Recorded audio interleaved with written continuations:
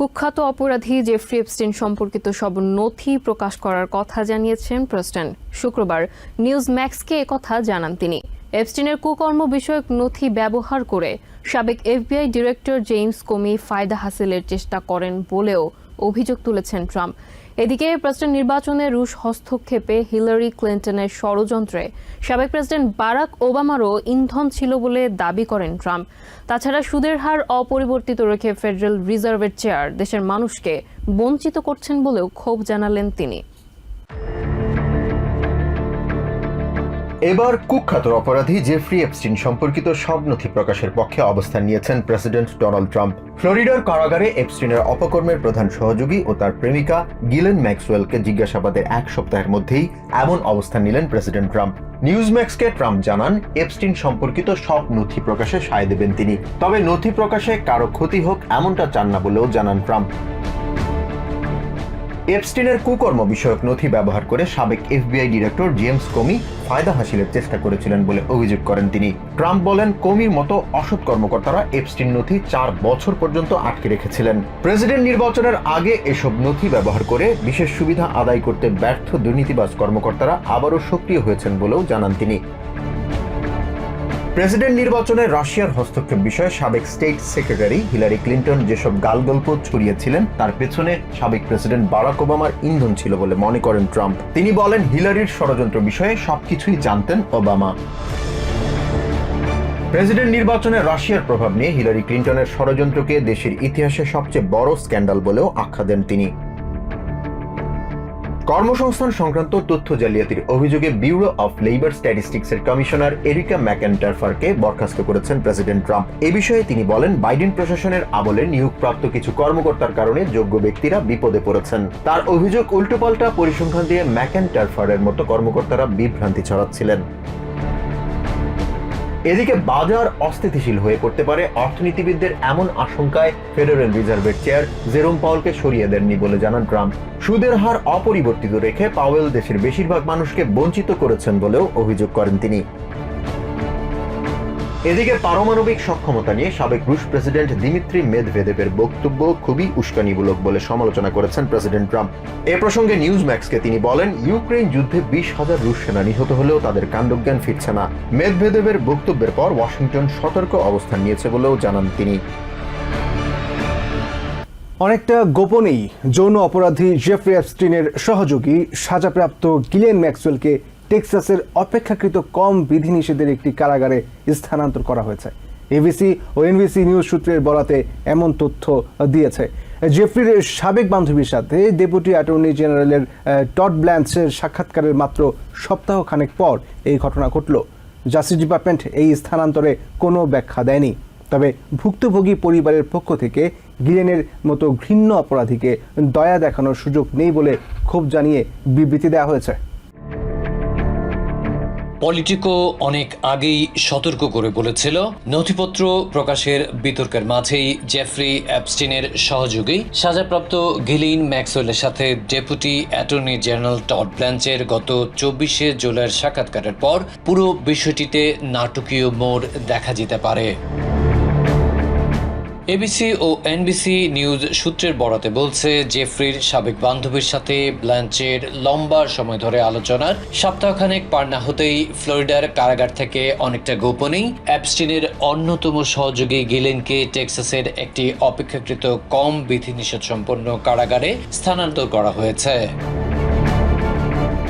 Justice department এই স্থানান্তরের বিষয়ে কোনো ব্যাখ্যা দেয়নি। তবে এনবিসি নিউজ জানিয়েছে, সুপ্রিম কোর্টের কাছে শাস্তি থেকে মুক্তি চেয়ে গিলেনের আবেদন এবং প্রেসিডেন্ট ডোনাল্ড ট্রাম্পের কাছে ক্ষমা প্রার্থনার পরপরই এমন উদ্যোগ নিয়েছে ডিওজে। ম্যাক্সওয়েলের আইনজীবী ডেভিড অস্কার মার্কাস স্থানান্তরের প্রক্রিয়ায় সন্তোষ প্রকাশ করেছেন। বলেছেন, কোনো পশুকেও এতটা নির্মমতা সহ্য করতে হয়নি যা তার মক্কেল মুখোমুখি হয়েছিল। কিন্তু ব্যুরো অব প্রিজন পলিসির মতে শিশু ও নারী নির্যাতন মামলায় সাজাপ্রাপ্ত কোনো আসামিকে উন্নততর কড়া সুবিধা দেওয়ার নজির নেই। ভুক্তভোগী পরিবারের পক্ষ থেকেও গিলেনের মতো ঘৃণ্য অপরাধীকে দয়া দেখানোর কোনো সুযোগ নেই বলে ক্ষোভ জানিয়ে বিবৃতি দেওয়া হয়েছে। অন্যদিকে আইন বিশ্লেষকরা বলছেন, কারাবন্দী স্থানান্তর স্বাভাবিক ঘটনা হলেও ম্যাক্সওয়েলের মতো নারী ও শিশু পাচারকারীদের সাধারণত হাই সিকিউরিটি কারাগারে আটক রাখা হয়।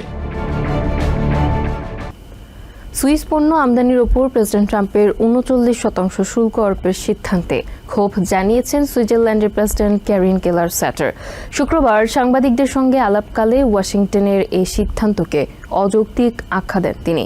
এদিকে আমেরিকার বাজারে ইইউর স্টিল রফতানিতে শুল্ক ছাড়ের বিষয়ে ট্রাম্প প্রশাসনের সঙ্গে আলোচনায় বসবেন বলে জানিয়েছেন জার্মানির চ্যান্সেলর ফ্রেডরিক মার্চ। অন্যদিকে ট্রাম্পের চড়া শুল্ক আরোপের প্রতিবাদে ব্রাজিলে বিক্ষোভ হয়েছে। প্রেসিডেন্ট ট্রাম্প ও দেশটির সাবেক প্রেসিডেন্ট জায়ের বলসোনারোর পুষ্পতুলে আগুন ধরিয়ে দেয় বিক্ষোভকারীরা। পূর্ব ঘোষণা অনুযায়ী চলতি অগাস্টেই বিভিন্ন দেশের আমদানি পণ্যের ওপর পাল্টা শুল্ক আরোপ করেছেন প্রেসিডেন্ট ডোনাল্ড ট্রাম্প। আগে ঘোষণা করা আরোপিত শুল্ক হার পর্যালোচনা করে বৃহস্পতিবার বিভিন্ন দেশের ওপর নতুন হারে শুল্ক নির্ধারণ করে ট্রাম্প প্রশাসন। সে হিসেবে সুইস পণ্য আমদানির ওপর ৩৯% শুল্ক ধার্য করা হয়। ওয়াশিংটনের এমন সিদ্ধান্তে হতাশা জানিয়ে একে অযৌক্তিক আখ্যায়িত করেন সুইজারল্যান্ডের প্রেসিডেন্ট ক্যারিন কেলার স্যাটার। তিনি দাবি করেন, আমেরিকার সঙ্গে তাদের যে আলোচনা চলছিল তাতে দুপক্ষই সন্তুষ্ট ছিল, কিন্তু তারপরেও এমন সিদ্ধান্ত নেওয়া হলো। ফেডারেল কাউন্সিল হতাশ, কারণ আমরা জুলাইয়ের শুরুতে একটি চুক্তি নিয়ে আলোচনা করেছিলাম যা আমাদের কাছে ভালো বলেই মনে হয়েছিল, যা ট্রাম্প প্রশাসনের কাছে সমর্থন পেয়েছিল, কিন্তু তারা প্রেসিডেন্টের সমর্থন পাননি। এদিকে ইউরোপিয়ান ইউনিয়নের পক্ষ থেকে আমেরিকায় স্টিল ও অ্যালুমিনিয়াম রফতানিতে কোটা সুবিধা নিয়ে আলোচনায় বসবেন বলে জানিয়েছেন জার্মানির চ্যান্সেলর ফ্রেডরিক মার্জ। তিনি আশা করেন আগামী 7 অগাস্টের আগ পর্যন্ত শুল্ক নিয়ে সিদ্ধান্ত পরিমার্জনের সুযোগ রয়েছে। তার মতে ইউর সঙ্গে আমেরিকার যে বাণিজ্য চুক্তি হয়েছে তাতে শুধু স্টিল নয়, পুরো ইউরোপের বাণিজ্য ক্ষতির মুখে পড়বে। এই চুক্তিটি কেবল ইস্পাত শিল্পের জন্যই নয়, সমগ্র ইউরোপিয়ান শিল্পের জন্য বেদনাদায়ক। এই কারণেই এখন এটি আলোচনার বিষয় এবং আমি আশা করি যে আমরা যুক্তিসঙ্গত চুক্তিতে পৌঁছাবো যা ইউরোপ এবং জার্মান ইস্পাত শিল্পের জন্য পর্যাপ্ত রপ্তানির সুযোগও উন্মুক্ত করবে।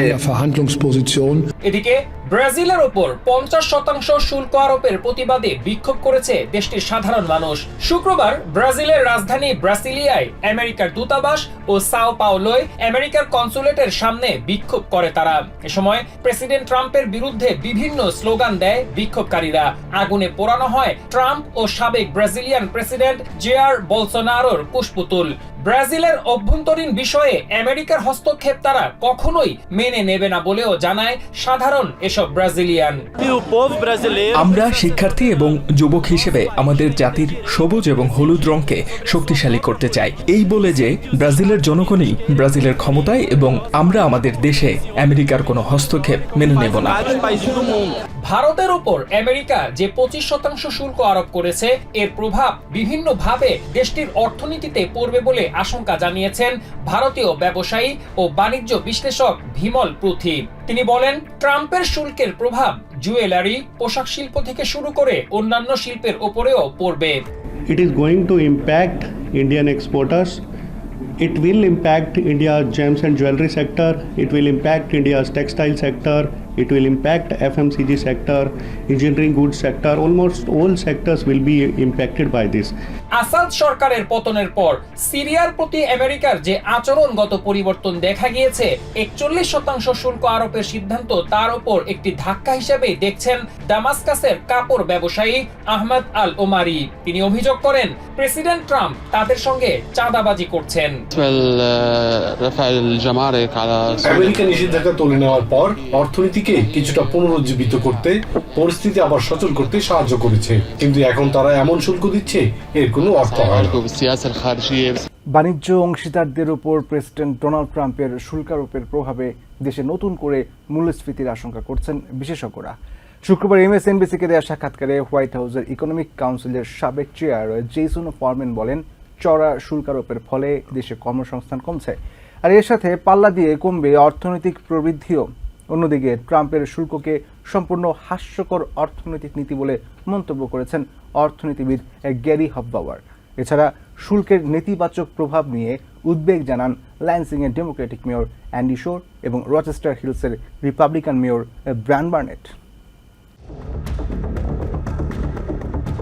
বিভিন্ন দেশের ওপর আরোপিত শুল্কে আবারও বেশ কিছু রদবদল এনেছে হোয়াইট হাউস। চলমান শুল্ক উদ্বেগে চলতি মাস থেকেই পণ্যের দাম বাড়ার আশঙ্কা করছেন বাণিজ্য বিশেষজ্ঞরা। অন্যদিকে অর্থনৈতিক অনিশ্চয়তায় দেশে কর্মসংস্থান কমেছে প্রায় অর্ধেক। এমন বাস্তবতায় অর্থনীতিতে শুল্ক ও মুদ্রাস্ফীতির সম্ভাব্য নেতিবাচক প্রভাব নিয়ে উদ্বিগ্ন অর্থনীতিবিদরা। বাণিজ্য বিশেষজ্ঞ রন ইনসানা বলছেন, অতিরিক্ত শুল্ক থেকে বাঁচতে ভোক্তাদের ওপর সেই খরচ চাপাতে পারে আমেরিকান ব্যবসা প্রতিষ্ঠানগুলো, যার ফলে সময়ের সাথে সাথে দাম বাড়বে বলে মনে করেন তিনি। হোয়াইট হাউসের সাম্প্রতিক অর্থনৈতিক পরিসংখ্যান নিয়ে উদ্বেগ জানিয়ে ইকোনমিক কাউন্সিলের সাবেক চেয়ার জেসন ফরম্যান বলেন, শুল্কের কারণে দাম বাড়লে বছরের শেষ নাগাদ অর্থনীতির ওপর বড় প্রভাব পড়তে পারে। এতে বহু অভিবাসী কর্মসংস্থান হারানোর পাশাপাশি কমবে অর্থনৈতিক প্রবৃদ্ধির গতি। এই পলিসিকে ট্রাম্প প্রশাসনের হাস্যকর অর্থনৈতিক নীতি উল্লেখ করে পিটারসন ইনস্টিটিউট ফর ইন্টারন্যাশনাল ইকোনমিক্সের গ্যারি হববাওয়ার বলেন, বড় মূল্যস্ফীতি দেখা না গেলেও ছোটখাটো মূল্যস্ফীতির কবলে পড়বে দেশ। আরেক অর্থনীতিবিদ সিএফআরএ রিসার্চের চিফ ইনভেস্টমেন্ট স্ট্র্যাটেজিস্ট স্যাম স্টোভেলো বলছেন, এই শুল্কের ফলে বিশ্ব বাণিজ্য ধীর হয়ে যাবে এবং প্রাথমিকভাবে মূল্যস্ফীতিও বাড়বে। শুল্কের অনিশ্চয়তা নিয়ে উদ্বিগ্ন দুই দলের মেয়ররাও। ল্যান্সিংয়ের ডেমোক্রেটিক মেয়র অ্যান্ডি শোর ও রচেস্টার হিলসের জিওপি মেয়র ব্রায়ান বার্নেট বলছেন, এই অনিশ্চয়তা ব্যবসার পরিকল্পনা ও বাজেট তৈরিতে বাধা দিচ্ছে। শোর বলেন, মিশিগানের অটো শিল্পের জন্য কানাডা একটি গুরুত্বপূর্ণ বাণিজ্যিক অংশীদার। শুল্কের কারণে গাড়ির দাম বাড়তে পারে, যা বিক্রি কমানো এবং কর্মী ছাঁটাইয়ের কারণ হতে পারে। অন্যদিকে শুল্ক অনিশ্চয়তায় বিনিয়োগ বন্ধ করে দিয়েছে রচেস্টার হিলসের প্রায় 60% ব্যবসা প্রতিষ্ঠান। এই সমস্যাগুলোর দ্রুত সমাধান চেয়ে হোয়াইট হাউসের কাছে স্পষ্ট ও ধারাবাহিক নীতি প্রণয়নের আহ্বান জানিয়েছেন তারা। ব্যুরো অফ লেবার স্ট্যাটিস্টিক্স প্রধানকে বরখাস্ত করা নিয়ে তর্কে জড়ালেন প্রেসিডেন্ট ডোনাল্ড ট্রাম্প। শুক্রবার হোয়াইট হাউসের বাইরে এক প্রশ্নের জবাবে ট্রাম্প বলেন, বিএলএস কমিশনার এরিকা ম্যাকএন্টারফার রাজনৈতিক উদ্দেশ্যে গত মাসের কর্মসংস্থান প্রতিবেদন হেরফের করেছেন, তাই তাকে বরখাস্ত করা হয়েছে। গত নভেম্বরে নির্বাচনের আগেও সাবেক ভাইস প্রেসিডেন্ট কামালা হ্যারিসের পক্ষে কাজ করেছেন এরিকা বলে অভিযোগ করেন প্রেসিডেন্ট, যদিও এর সপক্ষে কোনো প্রমাণ দেখাতে পারেননি। এদিকে ফেডারেল রিজার্ভ বোর্ড অফ গভর্নরের সদস্যপদ থেকে আদ্রিয়ানা কুগলারের সরে দাঁড়ানোর সিদ্ধান্তকে স্বাগত জানিয়েছেন ট্রাম্প। ওদিকে শুল্ক থেকে আয়ের একটি অংশ জনগণের মাঝে বিতরণের পরিকল্পনার কথা আবারও জানালেন তিনি। তাছাড়া ব্রাজিলের সাথে শুল্কসহ যে কোনো বিরোধ মেটাতে দেশটির প্রেসিডেন্ট লুলা ডি সিলভার সাথে আলোচনার পথ খোলা রয়েছে বলেও আশ্বাস দিলেন ডোনাল্ড ট্রাম্প। ওভাল অফিসে বসার পর দেশবাসীকে একের পর এক অর্থনৈতিক উন্নয়নের খবর দিয়ে আসছিলেন প্রেসিডেন্ট ডোনাল্ড ট্রাম্প, কিন্তু শুক্রবার বিনা মেঘে বজ্রপাতের মতোই ব্যুরো অব লেবার স্ট্যাটিস্টিক্সের জুলাই মাসের কর্মসংস্থানের প্রতিবেদন আঘাত হেনেছে হোয়াইট হাউসে। একেবারেই অপ্রত্যাশিত কর্মসংস্থানে সামাজিক মাধ্যমে সংস্থাটির কমিশনার এরিকা ম্যাকএন্টারফারকে বরখাস্তের কথা জানান ট্রাম্প। অথচ গত মাসেও এরিকার অধীনে প্রকাশিত প্রতিবেদনের ভূয়সী প্রশংসা করে তার পুরো কৃতিত্ব নিজের পকেটে নিতে বিন্দুমাত্র কার্পণ্য করেননি। এমন এক প্রেক্ষাপটেই শুক্রবার হোয়াইট হাউসের বাইরে প্রেসিডেন্টকে চতুর্দিক থেকে প্রশ্নবাণে জর্জরিত করেন সাংবাদিকরা। তারা জানতে চান কেন ওই উদ্যোগ নিলেন তিনি। জবাবে ট্রাম্প বলেন, ম্যাকএন্টারফার রাজনৈতিক উদ্দেশ্যে গত মাসের কর্মসংস্থান প্রতিবেদনে হেরফের করেছেন, তাই তাকে বরখাস্ত করা হয়েছে। গত নভেম্বরে নির্বাচনের আগেও সাবেক ভাইস প্রেসিডেন্ট কামালা হ্যারিসের পক্ষে কাজ করেছেন এরিকা বলে অভিযোগ করেন প্রেসিডেন্ট, যদিও এর সপক্ষে কোনো প্রমাণ দেখাতে পারেননি। এদিকে ফেডারেল রিজার্ভ বোর্ড অব গভর্নরের সদস্যপদ থেকে আদ্রিয়ানা কুগলারের সরে দাঁড়ানোর সিদ্ধান্তকে স্বাগত জানিয়েছেন ট্রাম্প। বলেছেন, দেরিতে হলেও সুদের হার কমানোর উপলব্ধি নিয়ে পদত্যাগের সিদ্ধান্ত ইতিবাচক। অনেকদিন ধরেই কর্মসংস্থান প্রতিবেদন নিয়ে নিজের ভেতরে অসন্তোষ কাজ করছে জানিয়ে ট্রাম্প বলেন, দেশের অর্থনীতি দুরন্ত গতিতে এগিয়ে চলেছে। সে সময় বিভ্রান্তি ছড়াতেই এমন অপতৎপরতা বলে মনে করেন তিনি।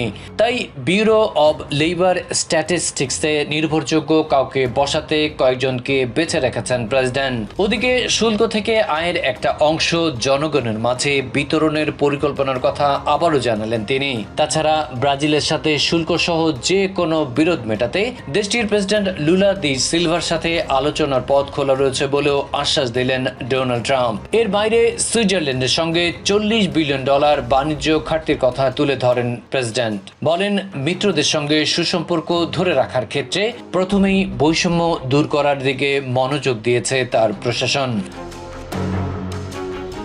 রাশিয়া লক্ষ্য করে 2টি পারমাণবিক সাবমেরিন মোতায়েনের নির্দেশ দিয়েছেন প্রেসিডেন্ট ডোনাল্ড ট্রাম্প। শুক্রবার ট্রুথ সোশ্যালে দেয়া এক পোস্টে কথা জানিয়েছেন প্রেসিডেন্ট ট্রাম্প। সামাজিক পোস্টে ট্রাম্প সতর্ক করেন, মুখের কথা অপ্রত্যাশিত পরিণতি ডেকে আনতে পারে।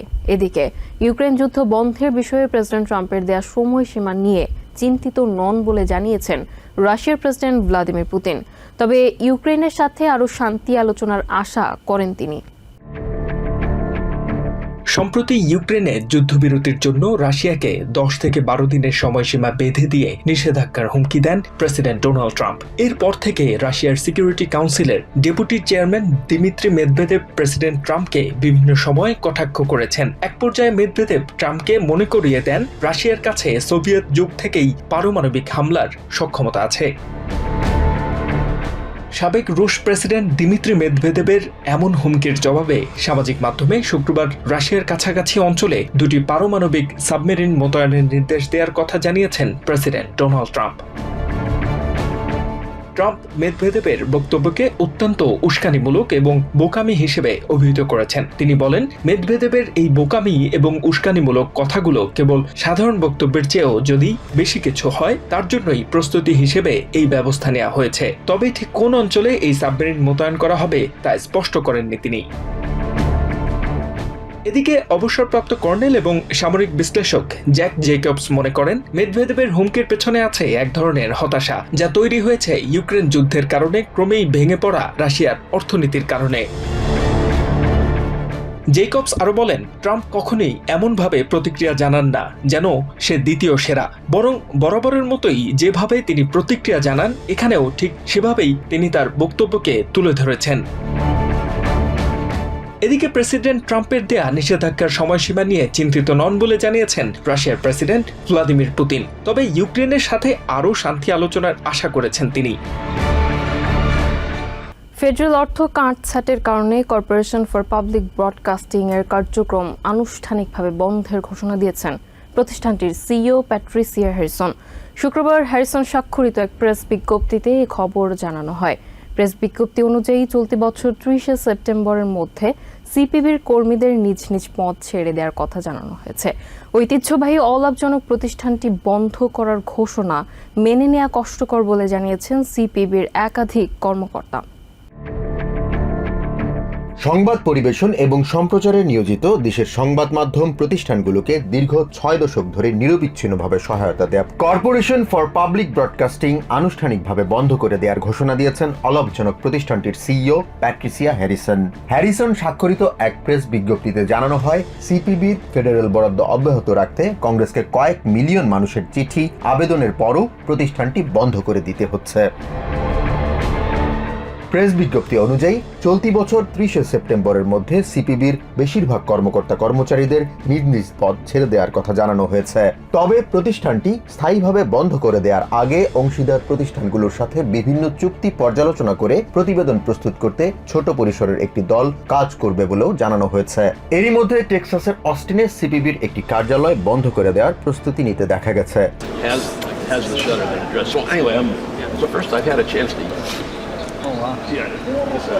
অস্টিন কার্যালয়ে কর্মরত সব কর্মকর্তাদের ধন্যবাদ জানিয়ে সিপিবি অস্টিনের সিইও লুইস প্যাটিনো জানান, ঐতিহ্যবাহী গণমাধ্যম প্রতিষ্ঠানটি বন্ধ করে দেওয়ার ঘোষণা মেনে নেওয়া কষ্টকর হলেও এটাই বাস্তবতা।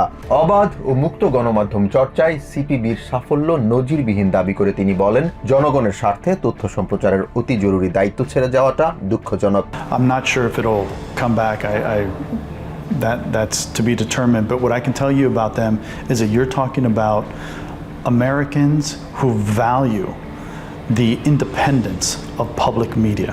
গত মাসে রিপাবলিকান নিয়ন্ত্রিত কংগ্রেসে গণমাধ্যম এবং বিদেশি সাহায্যে $9 বিলিয়ন কাটছাটে সম্মত হন আইন প্রণেতারা। এই কাটছাটের মধ্যে সিপিবির $1.1 বিলিয়ন বরাদ্দ বাতিল হয়। 1967 সালে প্রতিষ্ঠিত প্রতিষ্ঠানটি থেকে পিবিএস, এনপিআর সহ স্থানীয়ভাবে পরিচালিত প্রায় 1,500 গণমাধ্যম প্রতিষ্ঠানকে প্রতি বছর $500 মিলিয়ন পর্যন্ত বরাদ্দ দেওয়া হয়। তবে দ্বিতীয় মেয়াদে ক্ষমতায় বসার পর গণমাধ্যমে ফেডারেল বরাদ্দ দেয়াকে অপচয় বলে দাবি করেন president Donald Trump. Well, I would love to do that. I think it's very unfair. It's been very biased. The whole group. I mean, a whole group of them. CPB থেকে federal বরাদ্দ তুলে নেওয়াকে অসম্মানজনক বলে মন্তব্য করেছেন Austin সিপিবির executive producer ট্যারি লিকুনা। বলেন, federal বরাদ্দ বাতিলের মাধ্যমে বর্তমান প্রশাসন দেশের মানুষকে সঠিক তথ্য পৌঁছে দেওয়ার জরুরি কার্যক্রমে বাধার সৃষ্টি করেছে। PBS and NPR stations throughout the country. So without the funding, there's no need for CPB. There's no way to support. মন্টানার অ্যানাকোন্ডা শহরের একটি বারে বন্দুক হামলায় অন্তত 4 জন নিহত হয়েছে।